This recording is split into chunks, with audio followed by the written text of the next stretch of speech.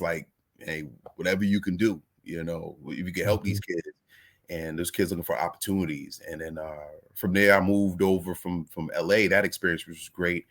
Went over to Houston, Texas, and that covers Louisiana and that eastern part of Texas. And then I moved on to from there, I moved over to Richmond, Virginia, which is where I met you at. Yeah. And made Mass Chief right when I got there, and got that exposure, that whole DC area. Loved it. And at that time, I could have converted to CMC, but I felt like I had something to prove. I didn't want to dip out without having stood that watch as a chief recruiter. And I made the mistake or the good fortune of taking the hardest, most difficult location, which was St. Louis. They were failing miserably. And I thought I was going to die there physically and mentally. But it made me stronger. You know, it made me stronger. And I think if I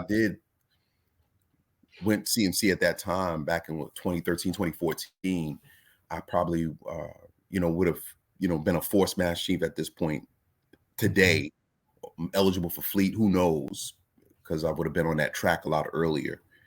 But, everything works out for a reason. When I went to St. Louis, like I said, it made me stronger because it was super challenging. And from there, I went over to LA as a CMC, looking for orders again.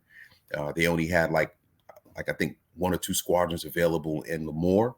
And so when they choose, either you go to Lemoore, California, or you go to LA, the recruiting command is a CMC, because they open for business. I was like, well, I'm gonna take that LA for $100. And I went over there, and I'll tell you, that was probably one of the best experiences. And once again, I say LA is one of the best tours of my life.